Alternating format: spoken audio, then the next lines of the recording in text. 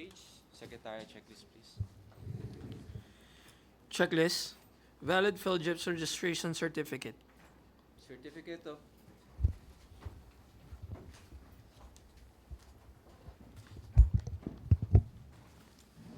Certificate of Field Jobs Registration, Platinum Membership, issued to Super Shopping Market Incorporated, valid until November 13, 2025.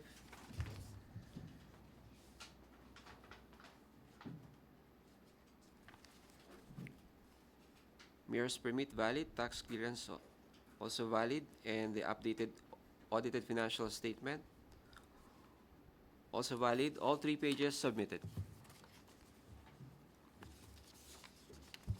Statement of the prospective bidder of all its ongoing government and private contracts.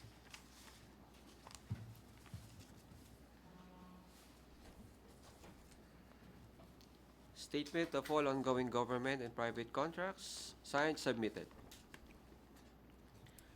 Statement of the bidder's single largest completed contract. Statement of single largest completed contract, signed, submitted. Original copy of bid security or original copy of notarized bid securing declaration.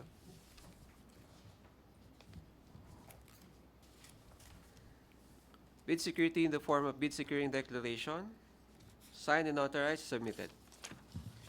Conformity with the technical specifications.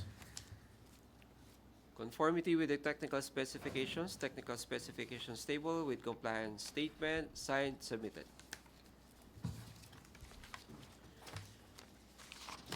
Original duly signed omnibus sworn statement. Omnibus sworn statement as required for this project, signed and authorized, accompanied by the Secretary's certificate, also signed and authorized, submitted. The prospective bidder's computation of net financial contracting capacity or a committed line of credit from a universal or commercial bank in lieu of its NFCC computation.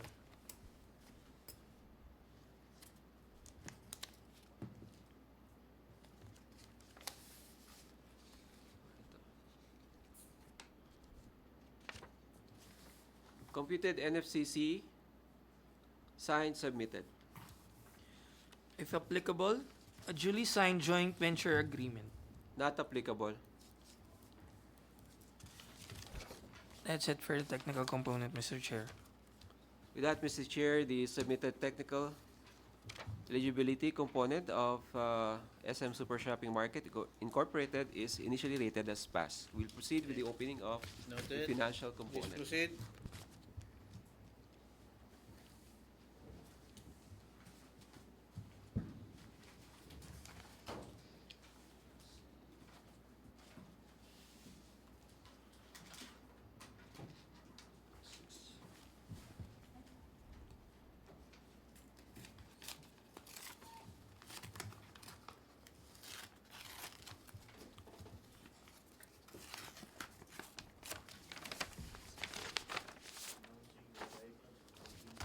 The submitted documents has index stubs and signature on each and every page. Secretary, checklist, please. Checklist for foreign bidders. No, not applicable. Original of duly signed and accomplished price schedules. Price schedule using the form for goods offered from within the Philippines, signed, submitted. Original of duly signed and accomplished financial bid form.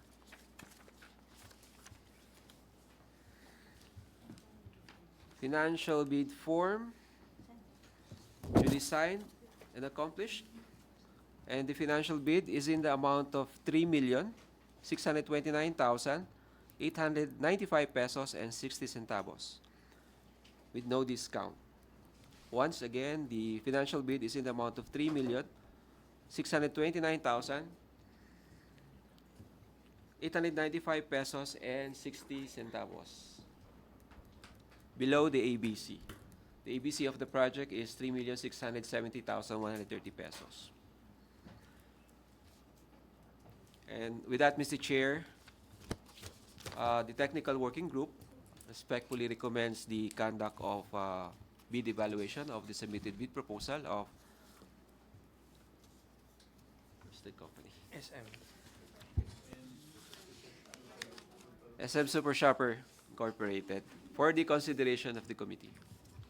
Move to adopt, Mr. Chair, the recommendation of the TWG for the conduct of bid evaluation, the submitted proposal of SM Hypermarket, Super Shopper, to determine completeness of bids and to ascertain if there are arithmetical or mathematical correction in the submitted proposal.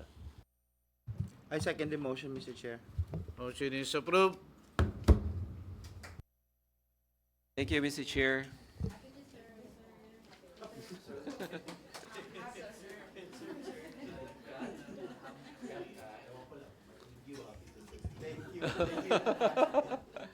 Thank you po, ma'am, for joining today's opening.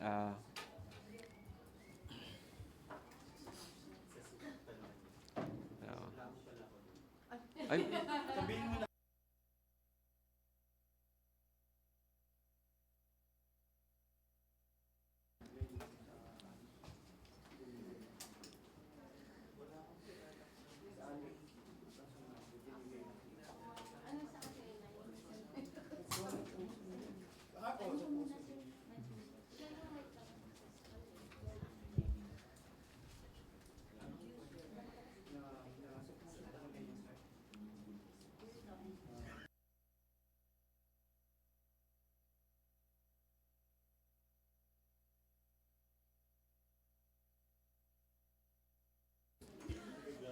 Mr. Chair, moving on to our next Please. agenda item, sir. Go ahead, please. Thank you, sir.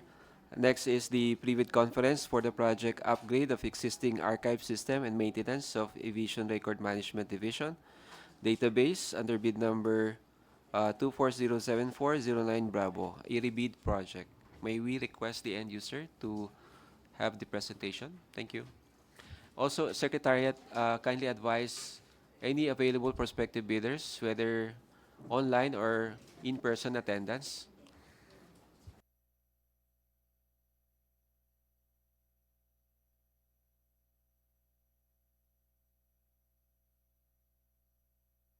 Other matters yung sa supply. Meron na ba? Sabi mo na ba? Kasama dito? Saan dito?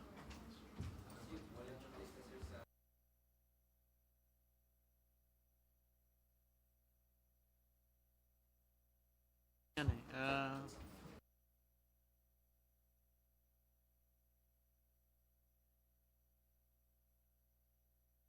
Mode of procurement.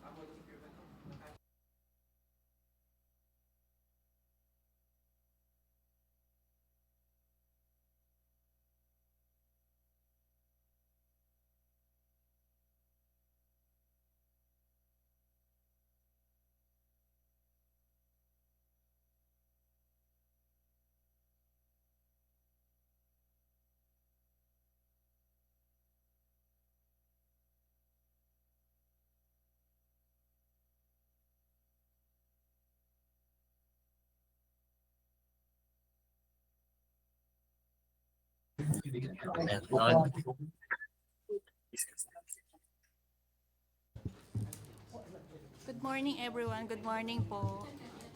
I'm going to present po the project entitled Upgrade of Existing Archive System and Maintenance of Aviation Records Management Division Database. For the project title, Upgrade of Existing Archive System and Maintenance of Aviation Record Maintenance Division Database. For the source of fund, the CAAP Corporate Budget Calendar Year 2024. The approved budget for the contract is 1,250,000 pesos.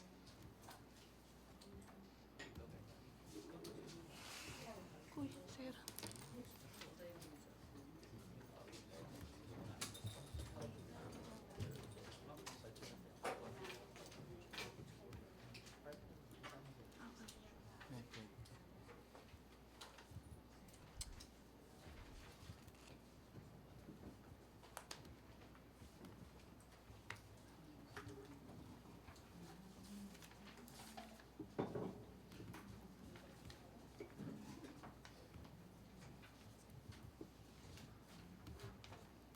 lang po.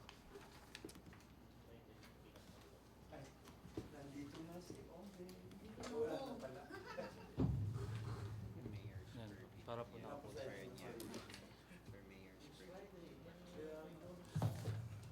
Sir, ayun ba? Mag-next page. Ah,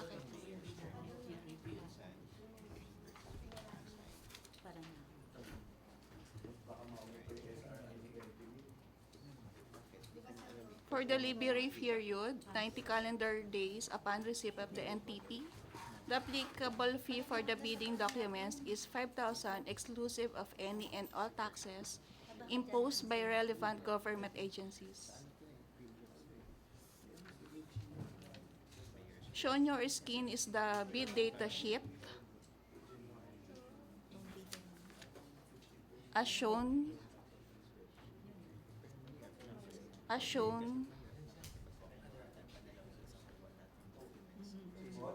shown your screen is the bid data sheet, continuation of ITBP clause 15. Shown on your screen is the technical documents of bid data sheet. As shown on your screen is the special condition of the contract.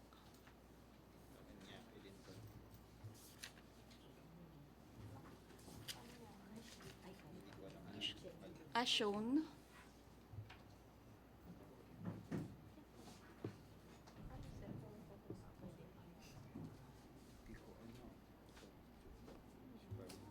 Special condition of the contract, GCC Clause 1. As shown is the special condition of contract continuation of GCC Clause 1. As shown. Shown your screen is the technical specifications.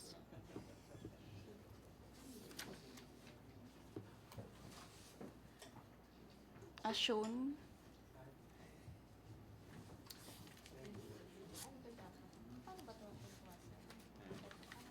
As shown.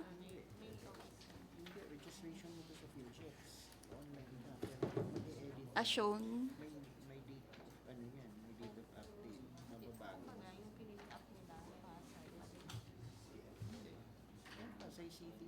Shown your screen is the schedule of requirements.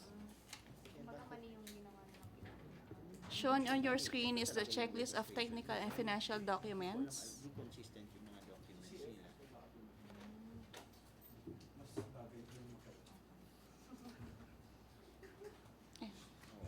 That's the end of my presentation, Mr. Chair.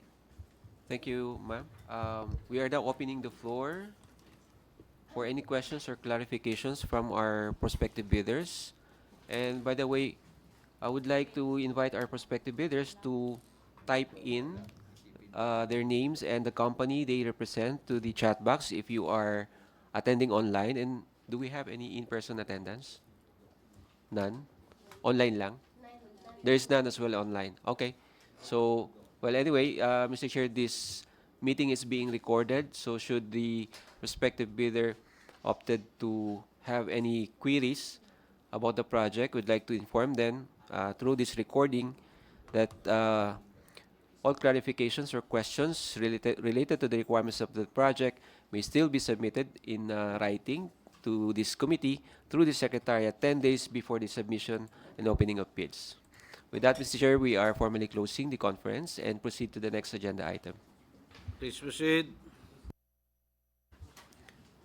Our next agenda item is the pre-bid conference for the project purchase and installation of communications equipment for Bicol New Legazpi International Airport under bid number 24-099-11 Bravo.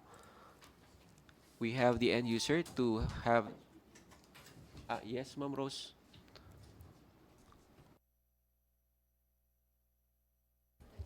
Secretariat, kindly invite the prospective bidders to join the meeting.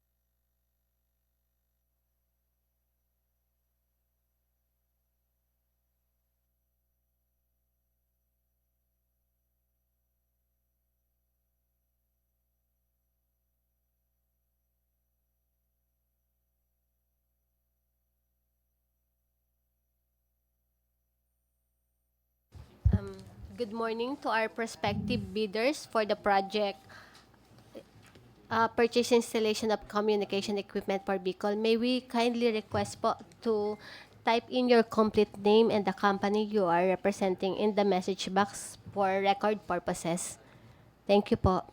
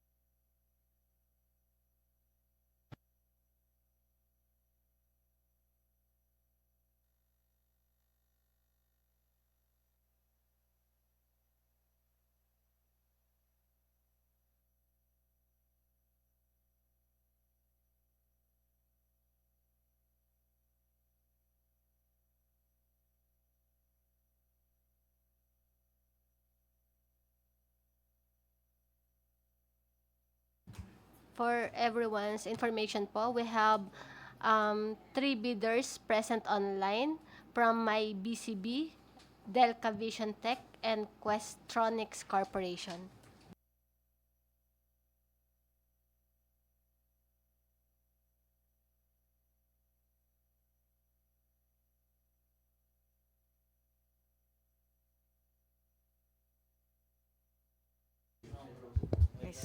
Yes, sir. Good morning, Mr. Chair and the rest of the BAC.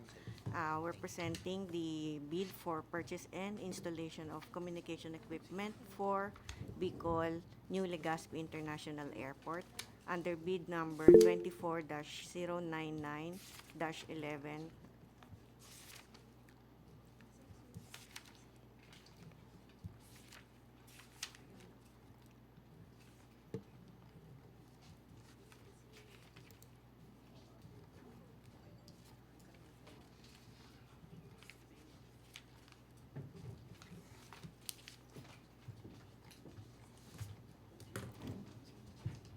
Bakit? So the CAAP through DOTR CAAP MOA of 2018 for the site acquisition, procurement, and implementation of various airports project under the provision of ANF equipment intends to apply the sum of 47,146,006 pesos and 26 centavos being the approved budget for the contract to payments under the contract for the purchase installation of communication equipment for this bid. Okay. So the component of this bid would include VHF AM and receiver, transmitter and receiver, antenna systems, the voice communication switch, the ATI system with transmitter and receiver, and voice logging system together with training and factory acceptance test and training. So the CAAP invites bid for the above project to be delivered within 365 calendar days. Bidders should have completed within 10 years from the date of submission and receipt of bids a contract similar to the project. So the description of an eligible bidder is contained in the bidding documents, particularly in Section 2, Instruction to Bidders. So the bidding will be conducted through open competitive bidding procedures using a non-discretionary pass-fail criterion as specified in the IRR of procurement law.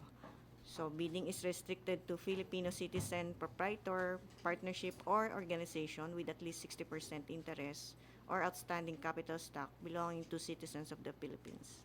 and to citizens or organizations of a country, the laws or regulation of which grant similar rights or privileges to Filipino citizens.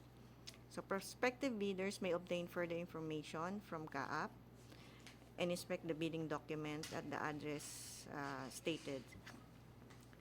So the complete bidding document will be available from November 7 until its submission deadline in 27 November at 9:30 a.m. So late bids will not be accepted.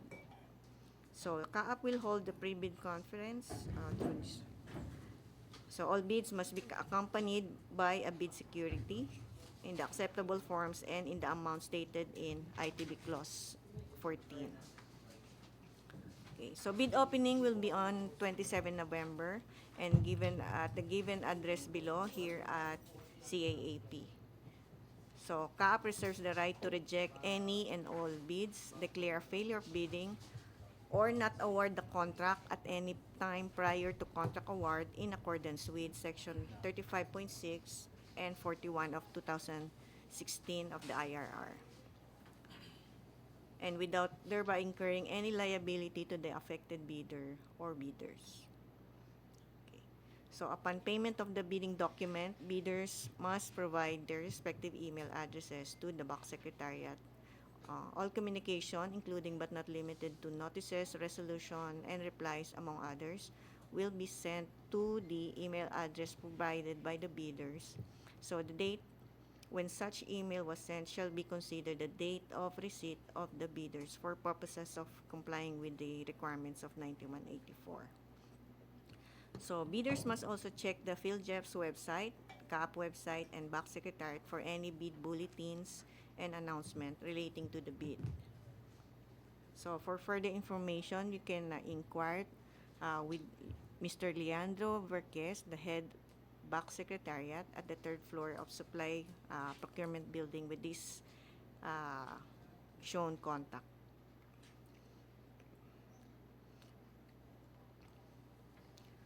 So for the instruction to bidders,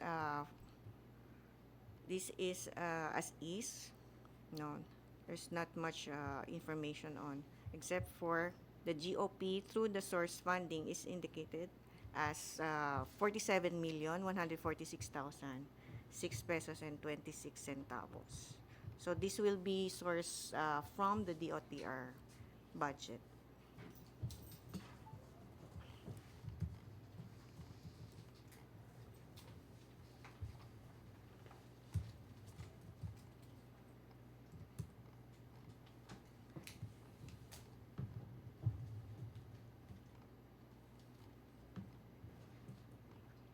Under the bid data sheet, we have required for the purpose and contract similar to the project shall be supply, delivery, installation, integration of air traffic control tower communications completed within 10 years prior to the deadline of submission and receipt of bids. So the price of goods shall be quoted DDP at Bicol Airport or applicable Incoterms for this project. So incidental services include the following. All expenses for the processing of permits and licenses shall be part of the price schedule of the equipment. Provision and installation of cables, grounding, surge protection, and other auxiliary or additional electrical adapters, signal converters, connector components, fixtures, etc. Okay. So importation licenses or permits, civil electrical engineering services and installation costs, training, project management services, as-built plan, and drawings. So for goods offered from abroad, the following is required. Provision, installation of cables, grounding, surge protection, and other additional or auxiliary electrical or electronic adapters, signal converters, etc. for the different equipment to meet operational and functional requirements. So prices of these incidental shall be incorporated to the equipment listed in the BOQ. So number 2 is export licenses and permits. Engineering services also is required for design and configuration. Uh, Equipment installation cost, factory acceptance tests and training and related documents, related equipment tests, site training, site technical training to be conducted by a certified authorized technical personnel from OEM, installation, operation, maintenance, and other form of manuals, circuit diagrams, equipment, as-built plans, and drawings. So for the bid security, it shall be in the form of bid securing declaration or any of the following. The amount of not less than 2% or 942,920 pesos and 13 centavos for bid security in cash, cashier's or manager's check, bank draft guarantee, or irrevocable LOCs. Or the amount not less than 5% or 2,357,331 centavos if the bid security is in surety bond. Okay. So each and every page shall be initialed and signed by the duly authorized representative of the bidder. So as shown below, it must be sequentially paginated in the accurate order in the form of page 3 of total number of pages. So pagination shall be sequential based on the entire span of the whole document inside the envelope. So each bidder shall submit one original print copy of the first and second components of the bids and soft copy in PDF format of the same original copy of the bid submission in print. So the bids must be duly received by BAC Secretariat through manual submission.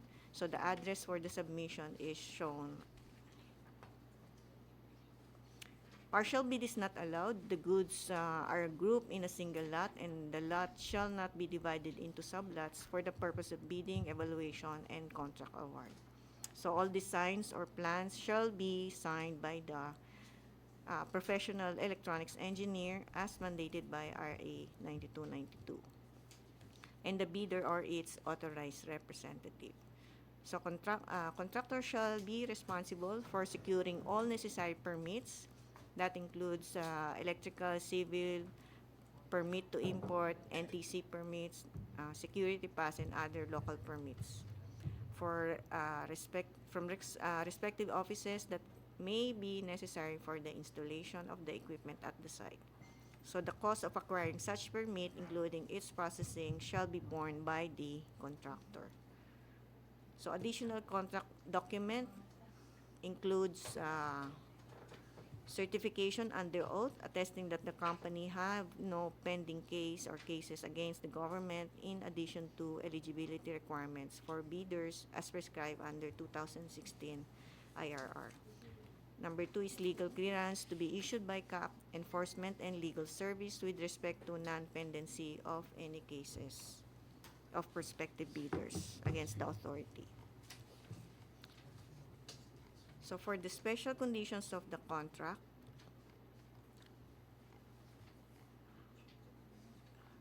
if you're familiar with the bidding document, there are no changes in the special conditions of the contract except for the particulars of the site where the project will be implemented. Okay, so for purposes of this clause, the procuring entity's representative at the project site is the Air Navigation Service Airfield Office in charge, Erwin Tino, at the indicated contact numbers, or any authorized representative at the new Bicol International Airport.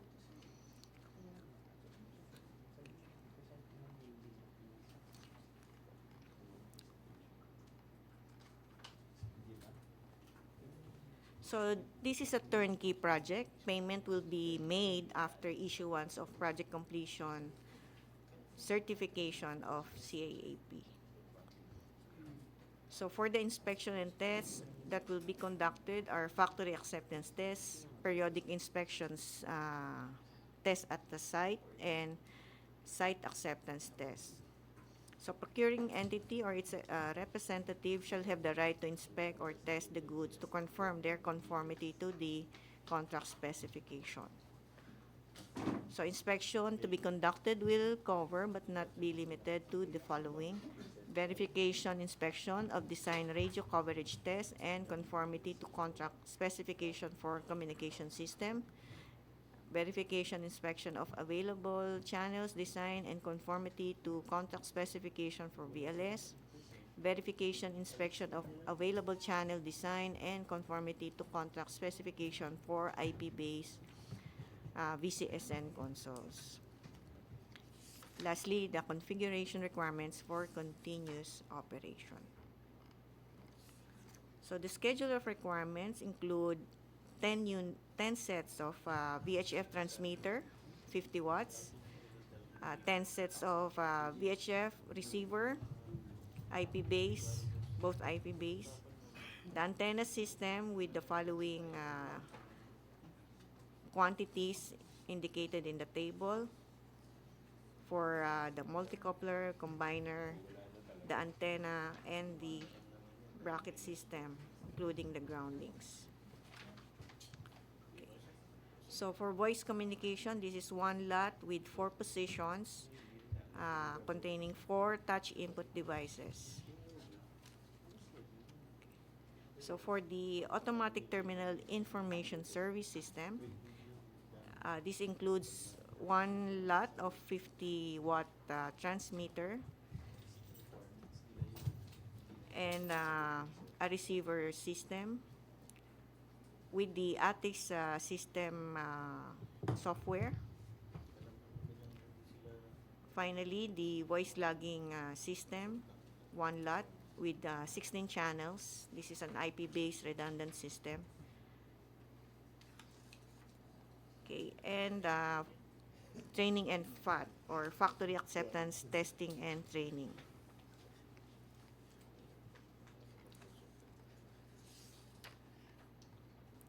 So we have the technical specifications included in the last part, or the section 7 of the bid document.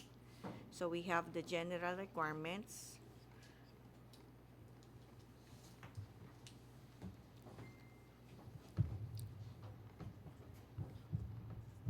we have equipment requirements for all the items included in the schedule of requirements,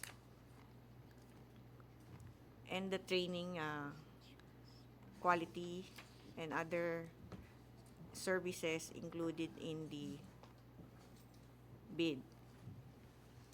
So since this bid has already been published 1 week ago, we are expecting you have browsed the bid document. So can we now open the meeting for queries from the bidders, Mr. Chair? TWG. Thank you, Mr. Chair. Thank you, Ma'am Rose. As manifested by the end user, we are now opening the floor for any questions or clarifications about the requirements of the project.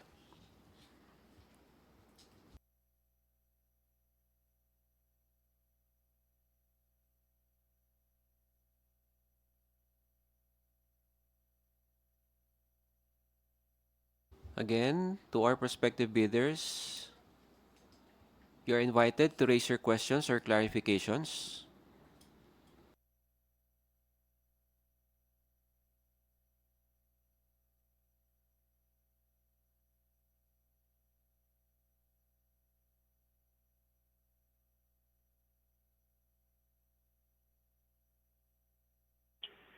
Wala yata.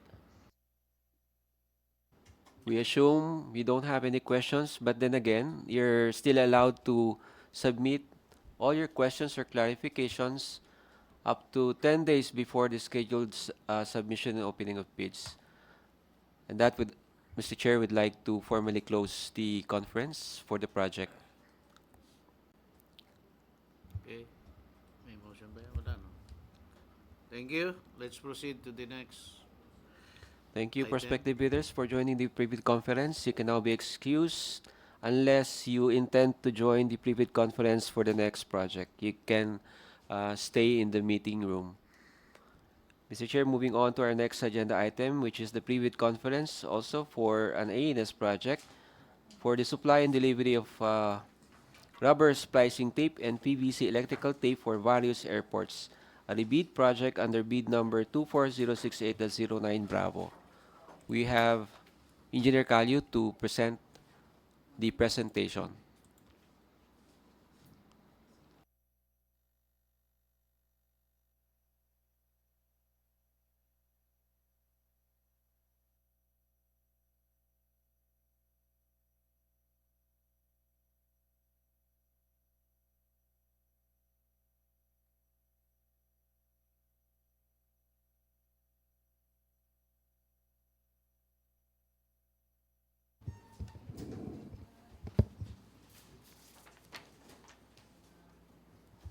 Before we formally start, Engineer Calio, sir, I would like to call the attention of our prospective bidders for this project. Please type in your name and the company you represent in the chat box. So for record purposes, we'll know who joined or who intends to join the project. I'll be turning over the floor to the presenter, Mr. Chair. Okay, thank you. Good morning, Mr. Chair. Good morning, everyone. I welcome you to the pre-bid conference for the project supply and delivery of rubber splicing tape and PVC electrical tape for various ANF. The ABC of this project is 1,739,400 pesos. And the duration of the project is 60 calendar days. And with competitive public bidding as the mode of procurement. Bid number is 24-068-09 Bravo. And this is a rebid project. We now go to the instruction to bidders. The Civil Aviation Authority of the Philippines, through the CAAP's corporate operating budget for FY 2024, intends to apply the sum of 1,739,400 pesos, being the ABC to payments under the contract for bid number 24-068-09 Bravo. Bids received in excess of the ABC shall be automatically rejected at bid opening. A delivery of goods is required within 60 calendar days, and the bidder should have completed within 5 years from the date of submission and receipt of bids a contract similar to the project, the description of which is indicated in the section 2 later.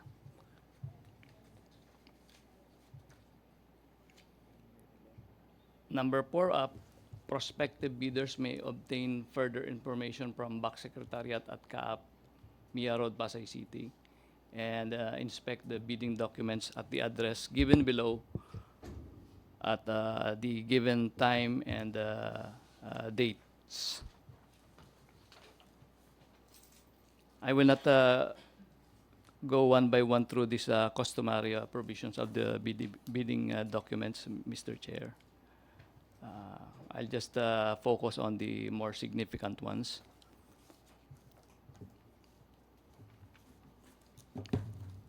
Bids must be duly received by the BAC Secretariat through manual submission at the office address indicated below on or before the 27th of November 2024 at 9:30 a.m. Late bids shall not be accepted. All bids must be accompanied by a bid security in any of the acceptable forms and in the amount stated in the ITB Clause 14. Bid opening shall be on the 27th of November 2024 at 9:30 a.m. at the given address. And it shall be open in the presence of the bidders' representatives who choose to attend the activity. CAAP reserves the right to reject any and all bids, declare a failure of bidding, or not award the contract at any time prior to contract award in accordance with the sections 35.6 and 41 of the 2016 revised IRR of RA 9184 without incurring any liability to the affected bidder or bidders. For further information, we can refer to Engineer Leandro R. Barquez, the head of the BAC Secretariat. For the address is shown on the screen and also the website. We now go to the Section 2, Instruction to Bidders with the corresponding BDS. Under item number 5, eligible bidders.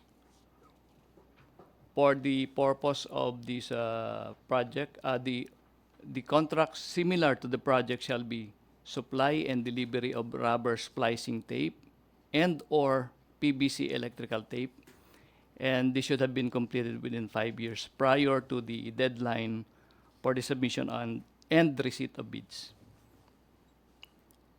Under item 10, bidders are required to submit the following as part of the technical documents: proof and other supporting documentary evidence of the bidder's statement of compliance with the technical specs required under Section 7 technical specifications as applicable, and B, duly signed and notarized certification and undertaking. Under item 12, bid prices, the price of the goods shall be quoted DDP CAAP, Mia Road, Pasay City, or the applicable Incoterms for this project. Bid security, the amount of not less than 34,788, which is equivalent to 2% of the ABC. If the bid security is in cash, cashier's manager's check, bank draft guarantee, or irrevocable letter of credit. Or the amount of not less than 86,970, which is equivalent to 5% of the ABC if the bid security is in surety bond. Item 15, also, this is customary provisions in the bidding documents. For item 19, detailed evaluation and comparison of bids.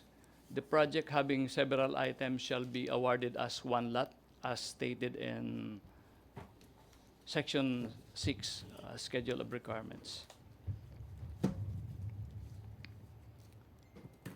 For item 20, post-qualification, these are also customary provisions, but I will just give emphasis to the significant items, which is shown in red font. A certificate of distributorship from the manufacturer of the goods being offered. And number 5 is the submission of sample of each type of the tape, complete with packaging and data sheet. And additionally, the sample will be evaluated with the following physical properties. The rubber tape must be able to withstand without breaking when stretched 3 times its sampled length. Moreover, its reduction in width must be uniform all throughout. Rubber tape must fuse when applied in an overlapping fashion. C. PVC tape must return to its original dimension without damage when stretched double its sample length. PVC tape must have its adhesive on one side only. And lastly, both rubber and PVC tape specifications such as dimension, brand name, name of product, voltage applications, and country of origin must be written on the packaging. Moreover, it must be of the professional grade type. So we now go to the SCC, Special Conditions of Contract. For the scope of contract, The delivery terms applicable to this contract are delivered at ANS Technical Center, Civil Aviation Authority of the Philippines, Pasay City. And the procuring entity's representative at the project site is Engineer Florian S. Atienza, the Acting Department Manager 3 of Air Navigation Operations Department. Under item 2, advance payment and terms of payment, no advance payment, 2.1, and no further instructions on paragraph 2.2. For item number 4, inspection and test, the inspection and test that will be conducted shall be physical inspection in accordance with Section 7 technical specifications, including stains, cracks, or signs of transportation mishandling. So, for the schedule of requirements, these are the items in the project. Item number 1 is rubber splicing tape, the quantity of which is 1,689 pieces. Item number 2, PVC electrical tape, 1,809 pieces. Both of these shall be delivered within 60 calendar days from the date of the receipt of notice of compliance. The technical specifications as shown for the rubber splicing tape, it should be self-using tape, EPR. The thickness is 30 mil, and so on, Mr. Chair. Also, the technical specifications for PVC electrical tape are as shown on the screen.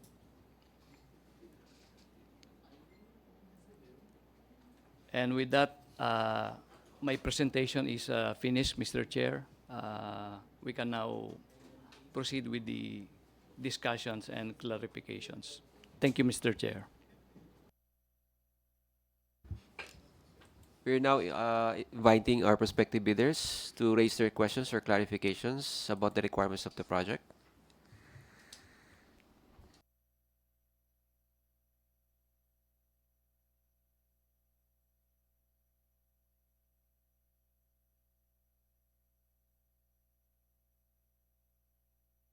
Any questions? As I understand, we have one prospective bidder for this project from Smart Options Industrial. You are free to raise your questions now, ma'am. Ma'am Joyce Tablao. Sir, no questions naman po as of now.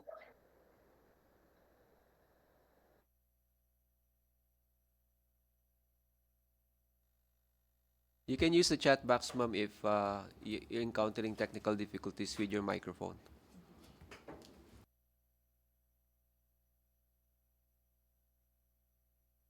All right, so as for the record, Ms. Joyce Tablao manifested that they have, or she has no question.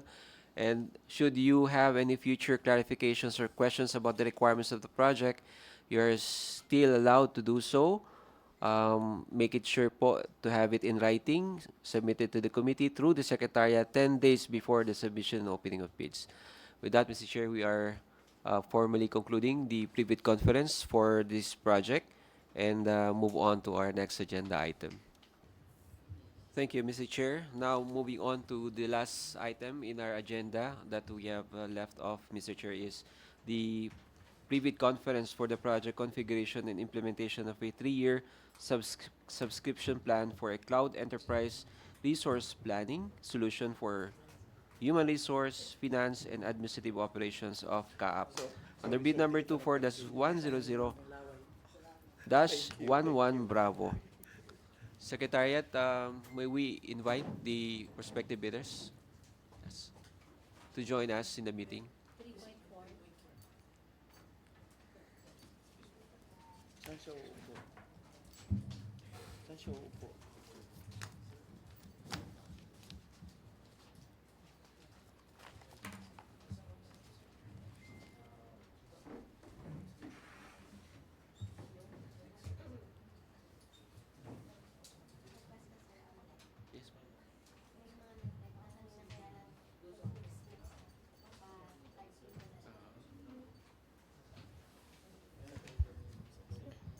Good morning po. To the prospective bidders po who will be joining the 3-year subscription plan for a cloud enterprise resource planning project, may we kindly request po to type in your complete name and the company you are representing in the message box for proper identification po. Thank you.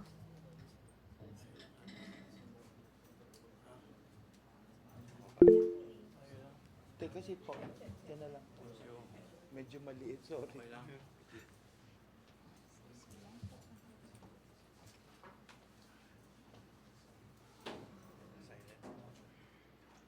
For those who are attending in person, may we request, sir, to please approach the microphone and introduce yourself. Thank Yes, you. sir. I am Johnny Ramos, representing Darwin BAC Software Company. I'm Oscar Villadolid representing Darren Box also. Thank you, sirs. I believe that's all, and all the online attendees have identified themselves. I'll be turning over the floor to the end user. Please proceed. Thank you, sir. My name is Raymond Raimundo. I'm representing this project for the configuration and implementation of a 3-year subscription plan for a cloud enterprise resource planning solution for human resource, finance, and administrative operations of the CAAP. Before I proceed, I would like to say this is my first time to join such a proceeding with prospective bidders. Forgive me if I miss any details, but I seek your guidance, Mr. Chair, BACSEC, and the TWG. In case I miss anything, please remind me to go over them. Thank you. All right. So, the sum of 350 million pesos is the ABC for this contract or for this project. Full implementation and commissioning must be completed within 365 calendar days. The subscription shall commence for 3 years upon completion of the implementation, commissioning, and turnover of the system. Bidders should have completed within 5 years from the date of the submission and receipt of bids a contract similar to the project. The description of an eligible bidder is contained in the bidding documents, particularly in Section 2. Bidding will be conducted through open competitive bidding, and bidding is restricted to Filipino citizens, sole proprietorships, partnerships, or organizations with at least 60% interest or outstanding capital stock belonging to citizens of the Philippines, and to citizens or organizations of a country the laws or regulations of which grant similar rights or privileges to Filipino citizens pursuant to RA number 5183.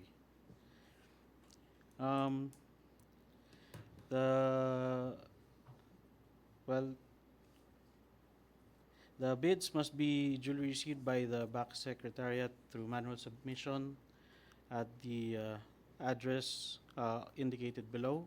This should be on or before the 27th of November of this year at 9:30 a.m. and late bids shall not be accepted.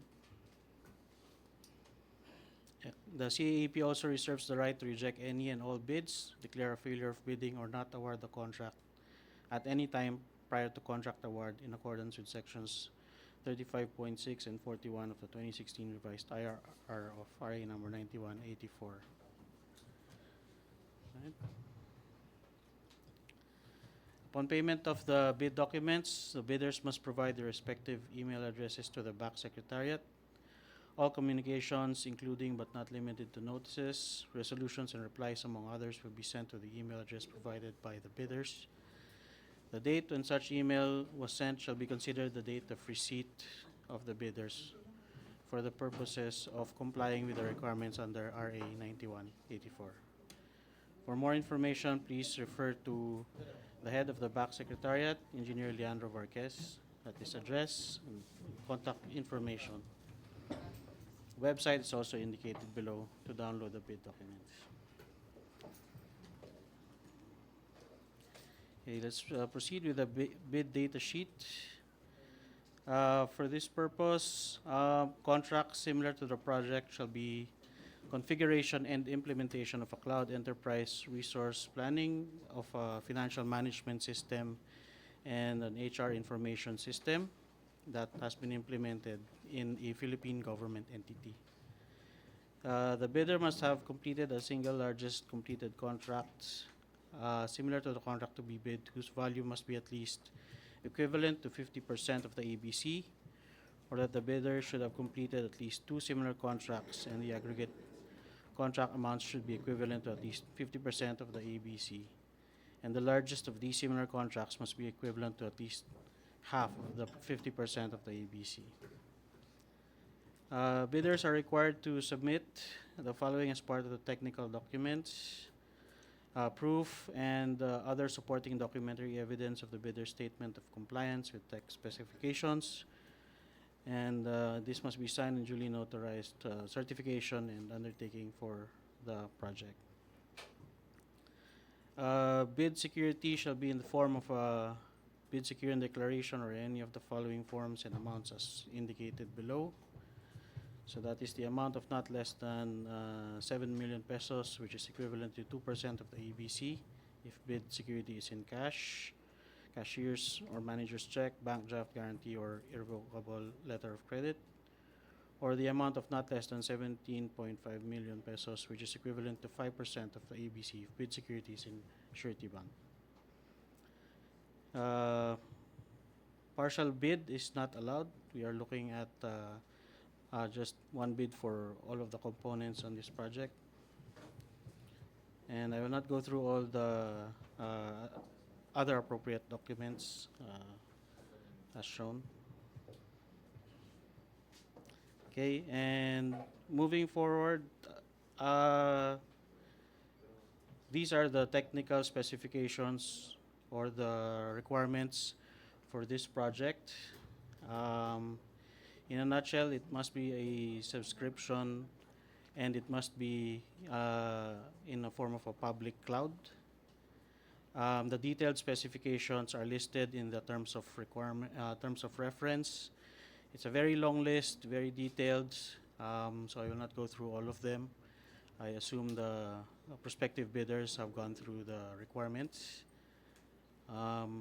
So I guess that ends my presentation, sir. Thank you. Yes, sir. With that, Mr. Chair, I would also like to concur with the presenter that since the bid documents has been posted for a while, and we assume that the prospective bidders took the responsibility to go through all the specific requirements for this project, we'd like to call their attention at this moment to raise their questions or clarifications regarding the requirements of the project. Yes, sir. Yes, sir.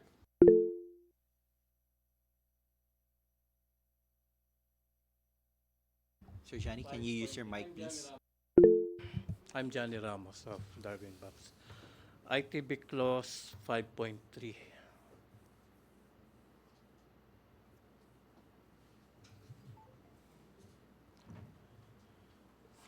Under this paragraph, it says the definition of similar contract to the project, that configuration and implementation of a cloud enterprise resource planning of a financial management system and human resource information system. Pwede po ba natin gawing and/or?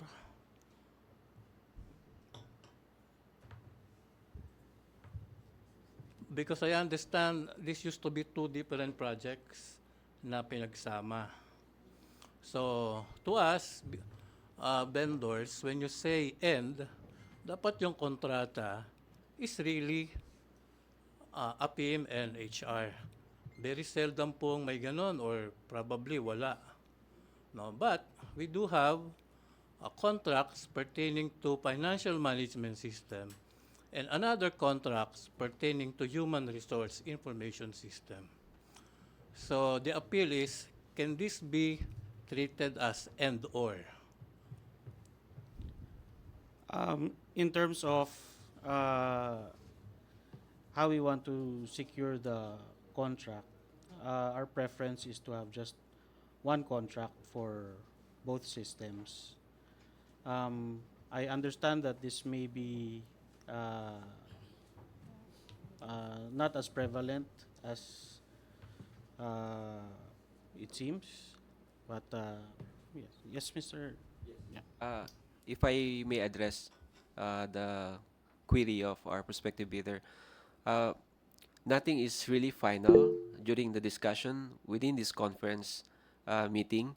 We would, or the committee would appreciate to have your query, sir, in writing, so we could formally address your concern. If that concern warrants the issuance of a bid bulletin, then we will do so. But do we have time? Can you just decide on it right away rather than for us to wait another time? Because as it is, sometimes the Bid and Awards Committee will not answer our query anymore and bidding na darating. It happened in the past. So for it to be fair to bidders, the moment we buy the bidding documents, we want to be assured that the similar contract is defined and or. Never na nagkaroon ng single contract ng end to our experience, to many of our clients. It's either financial management system or human resource information system. Magkaiba po ang sistema nito eh. Iba ang sistema ng HR, iba ang sistema ng finance accounting system. Our accounting people should know this.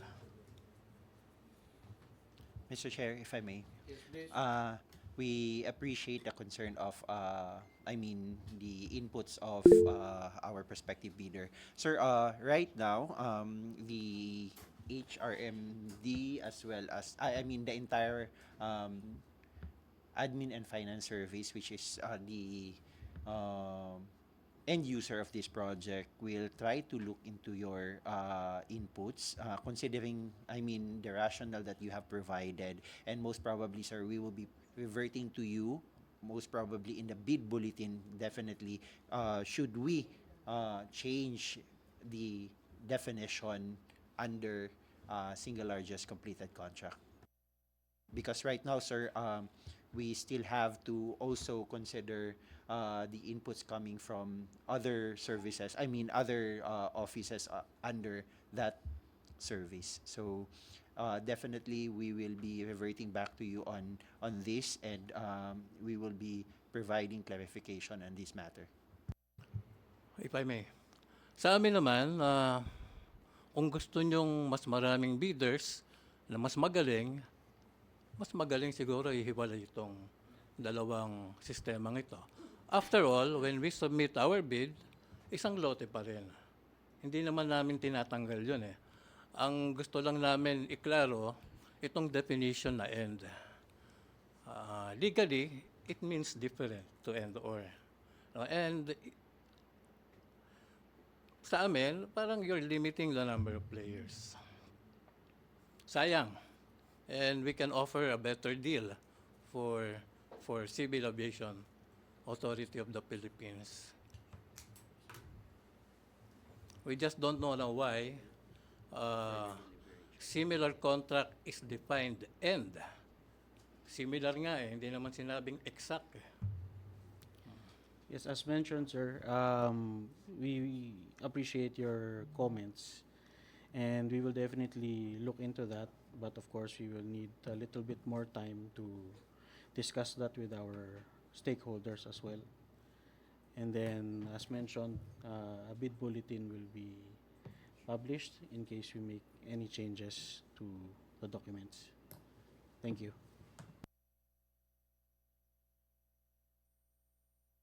Any other questions from the attendees? Hi, good morning. If I may share my thoughts, okay lang po. Sir Francis Arjonillo. Yeah, hi. Good morning. This is Francis Argonilio from Alibaba Cloud Philippines. Just a question from a technical standpoint. I'm just driving right Sir now, so I can't Francis, reference we're not exactly. hearing any audio from your end. Hello, hold on. Can you hear me now? Can you hear me now? Still nothing, sir. Hello? Okay na? Hello? Hello, can you hear me? Hello? Maybe you can type your question, sir, in the chat box. Yeah. Okay, okay, sure. I guess the problem is at our end.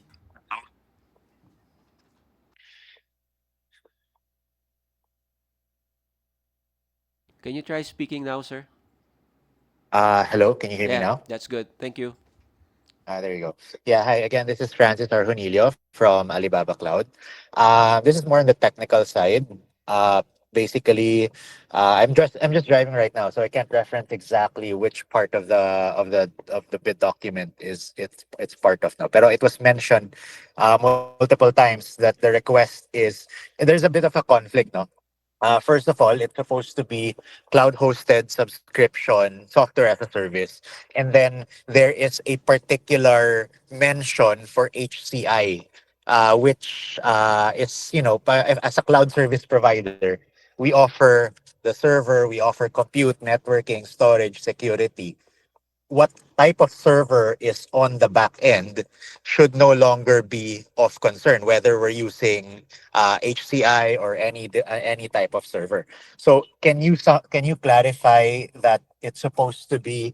Can you clarify that it should be an HCI? Because otherwise, that would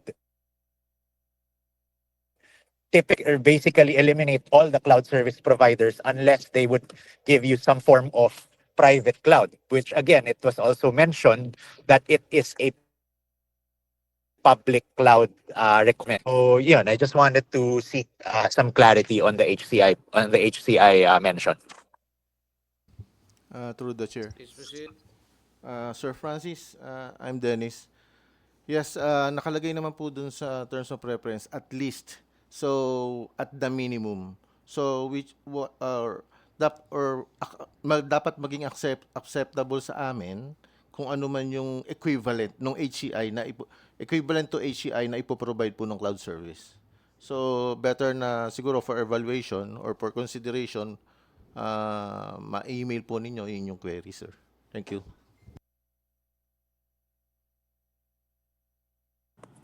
Okay po, noted. Salamat.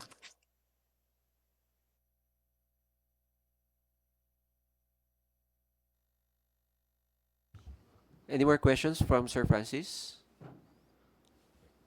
If there's none, we move on to the next raised hand from Achilles Lazaro.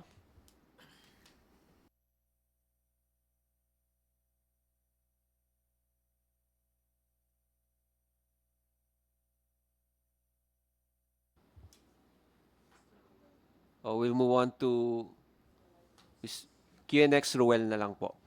Hello, I'm sorry. I got muted. I was actually talking. I'm sorry. This is Archie. This is Achilles. Yes, go ahead, please. Sorry. All right, good afternoon. Good morning, I should say. So going back to the first question lamang, kasi it's been a concern then. So, as I look into the title of the bid, kasi it's already ERP. So if we define ERP in accounting, it's a combination of subsystems. So, to explain lang or magkaroon lang ng clarification, I believe it's just okay na end lang iyon. Kasi it's the finance system, and finance system composes of a lot of other component systems inside it, just like the treasury, disbursement, and so on and so forth. So if payroll is also included or HRIS is also included, it's just a subsystem of a certain ERP.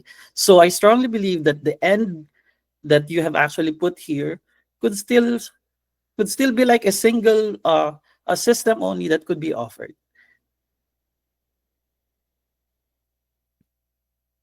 All right, that's all. Thank you.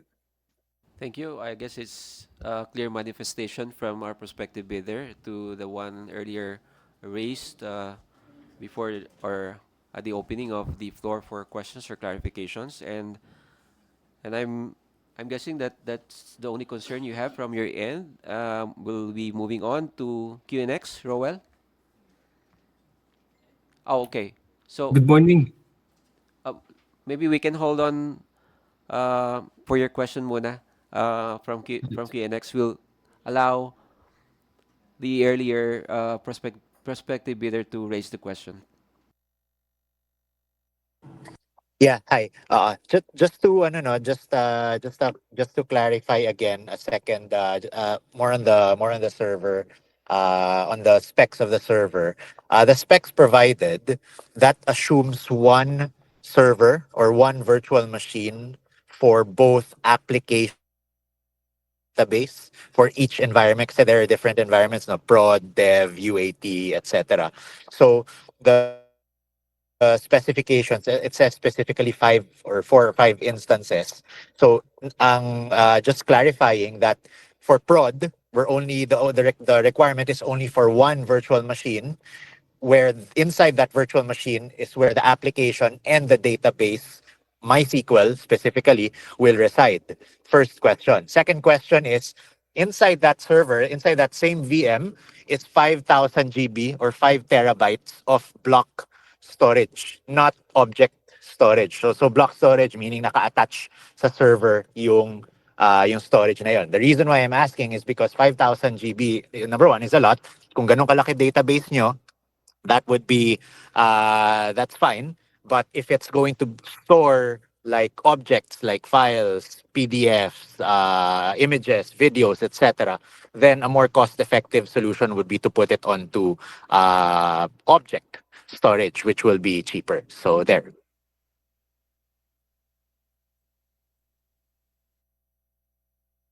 Again, sir, that is the minimum requirement. It is at least the minimum requirement. If you have any recommendations, please email na lang po. Thank you. Noted, noted. Thank you.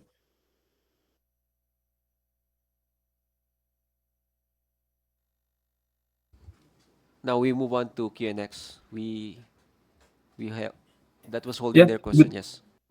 good morning, sir. Good morning, everyone. Just a question, because there's a cloud subscription, so does it mean that the HRIS and the financial system would be bring your own license? It's not a SaaS.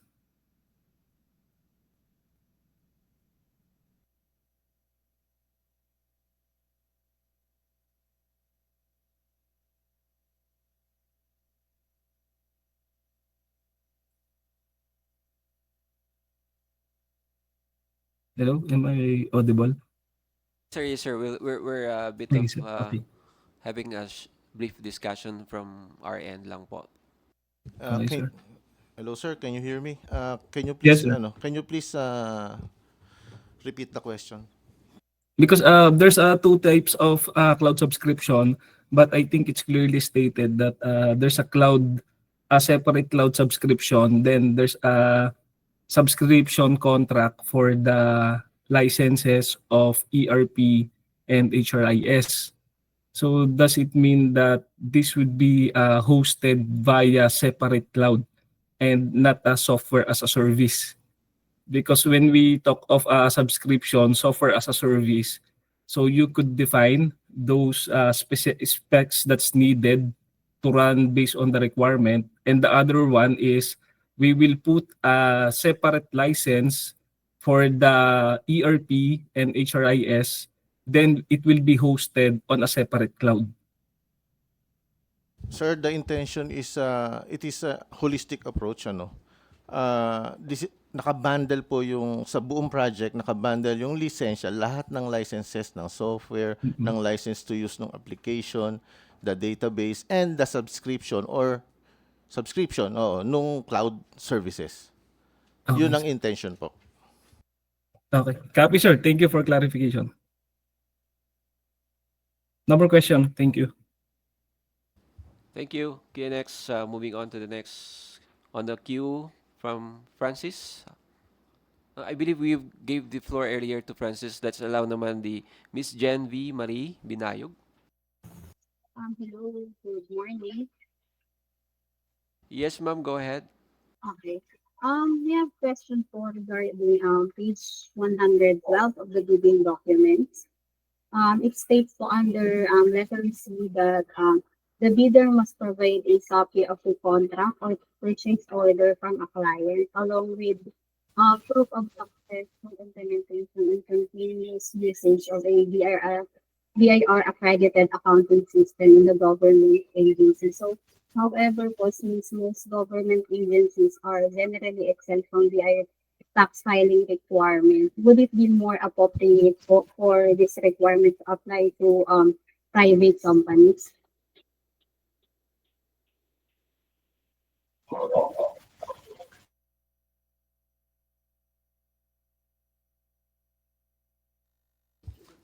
I'm sorry, ma'am. I think we're not able to capture everything what you said. Maybe it would help get a better clarity of your concern if you type in the the key the key items you wish to be clarified.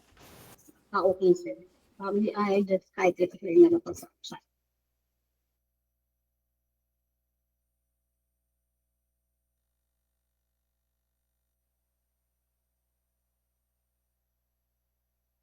So, ma'am, we'd like to confirm if your concern is about the bidder's qualifications on letter C of the bidding document, stating that the bidder must provide a copy of the contract or purchase order of a client with a proof of successful implementation and continuous usage of BIR accredited accounting system in any government agency. Is that correct po? Yes, teacher.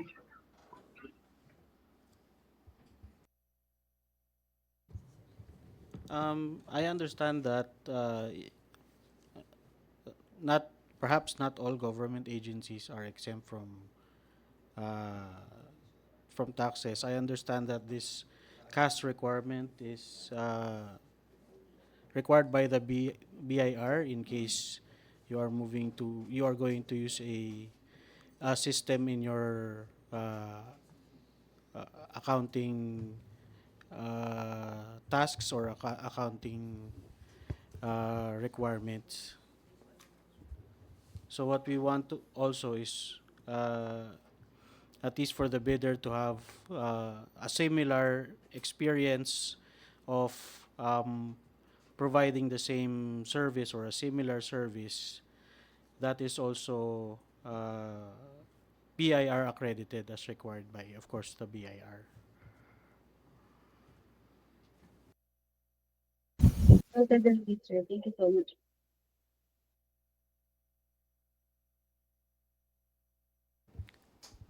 I'm sorry, ma'am. Was that an affirmation that you accept the response made by our end user? Yes, sir. Thank you, ma'am. Would like to ask any more other questions from the floor from our prospective bidders? Do they have any? Chat box. Kung magsisend tayo ng question via email. Let's read the question from the chat box first. There's a clarification on about the email address that shall be received, that shall receive the written questions. It should be addressed to the secretariat po. The email address should be addressed to the BAC secretariat, and all those questions or clarifications will be routed to the committee po.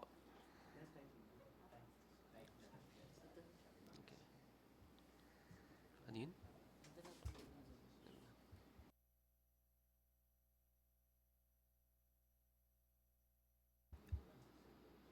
Any other questions po?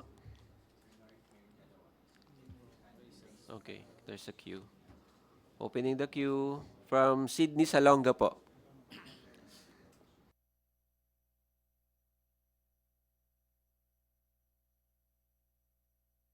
So, Sydney Salonga has a question. If we send the questions via email today, when will be the answers given to us? Well, it depends on the complexity of the concern, Miss Sydney. Um, Actually, as per rule, the query must be posted at least 7 calendar days before the submission of opening of bids. And your query must be submitted 10 days before. So that means the committee has given 3 days to evaluate your concern.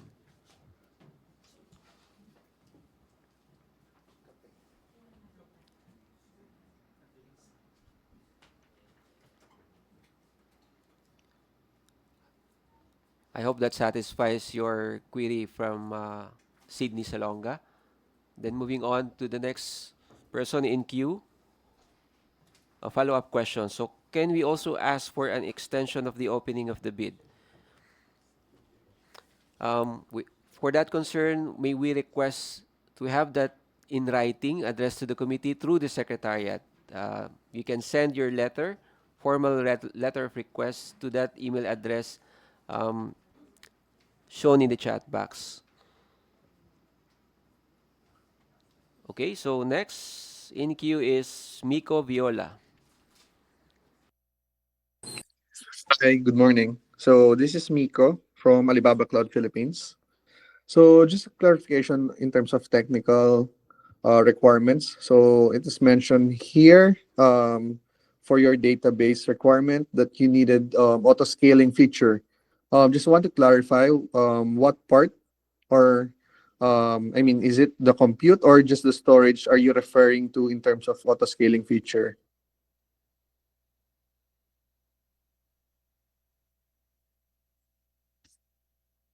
Hello? Can you repeat again the ano the part or this is it for the compute and storage ba tama? For the database requirement needed for all the different environments such as production, dev, UAT, and staging, it is mentioned here that there is an auto-scaling feature mentioned or written.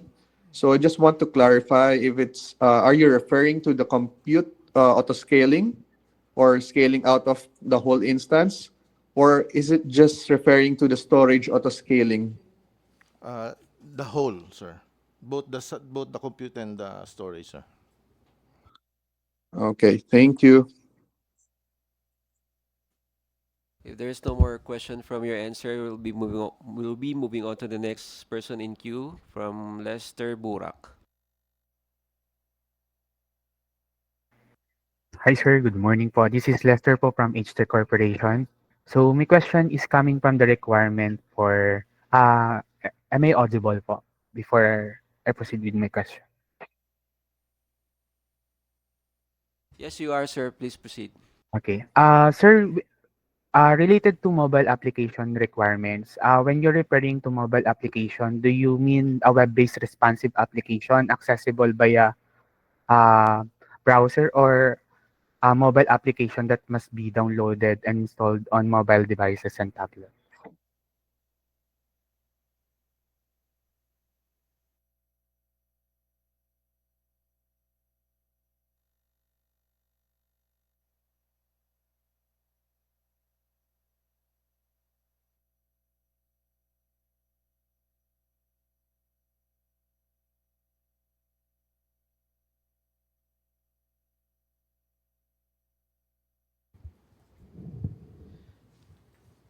It can be both as long as it's accessible through a mobile device.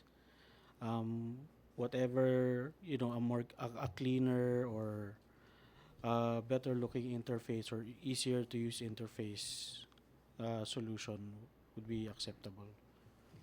All right. So it's an option. It's a web-based application, but it's not available in a mobile application that need to be installed.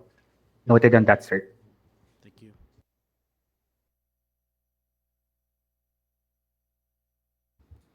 No other questions? Is the raised hand from Mr. Sidney Salonga?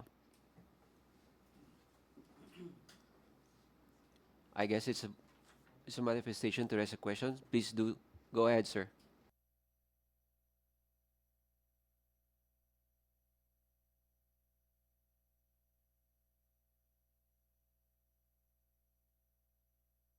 It's not. So we'll just read the question from the chat box.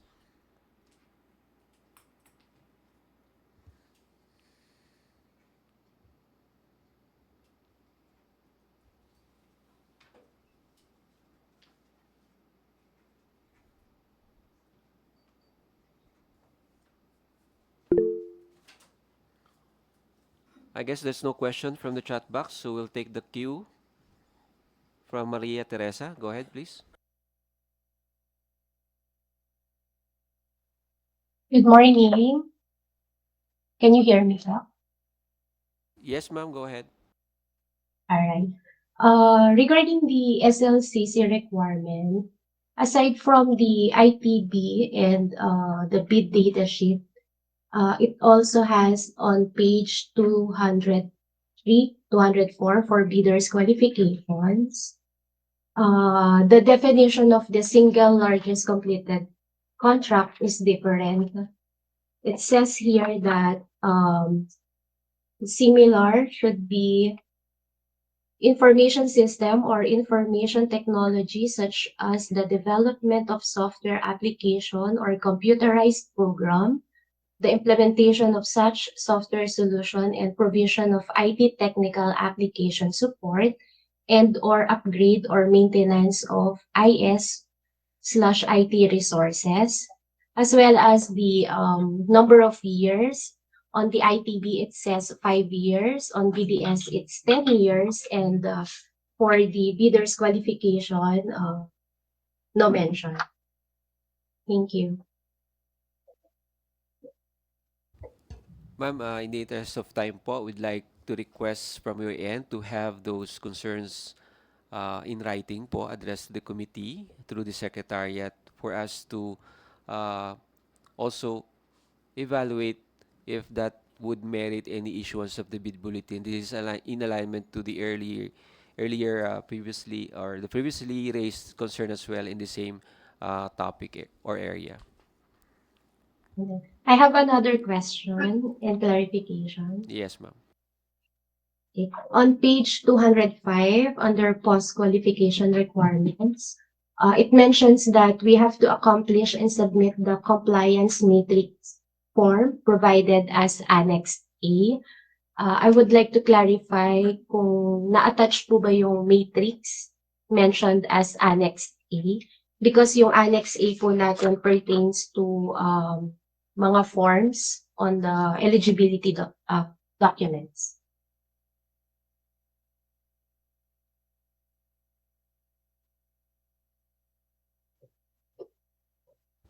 If it's not attached as part of the posted bidding document, we'll make the necessary bid bulletin to be issued to address your concern, ma'am.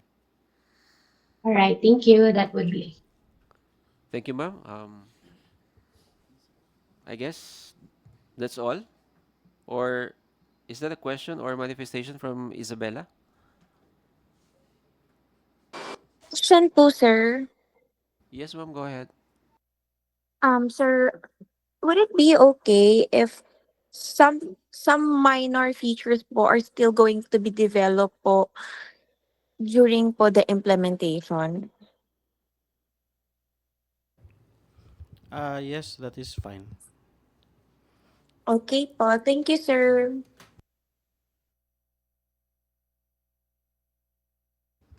All right, I believe that would be all from the floor, from our prospective bidders.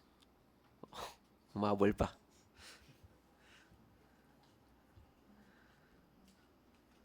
Lester Burak, go ahead. Ay, sir, question on the specific requirement for the offline version. The offline mode for both AFIMS and HRIS might not be possible as the requirement is cloud hosting and most ERP are web-based. So major development and customization might need to be done. So if ever, sir, is that really a requirement or it should be parang comply po talaga the offline capability of the solution?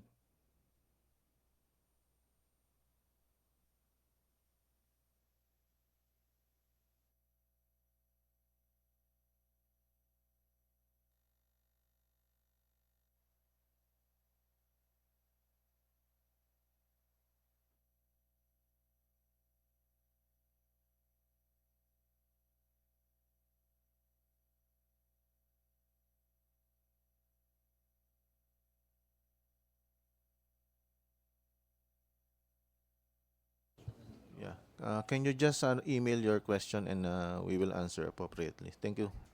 All right, sir. Thank you so much po. I hope this will be the last question from the queue. Maria Teresa.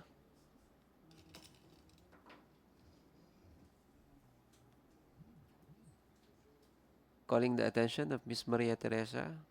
Do you intend to... Sorry, sir. Nakalimutan lang ibaba po. All right. Thank you. Then, well, I guess that's everything from our prospective bidders for today's private conference. Yes, you can still email all your further clarifications or questions on the requirements of the project. And that's what I'm about to say po, that you are still allowed to raise them to the committee 10 days before the submission and opening of bids po. Please have them in writing. And with that, Mr. Chair, would like to formally close the private conference for the project. And we thank the attendance and participation of our prospective bidders who are with us today. Thank you. Thank you.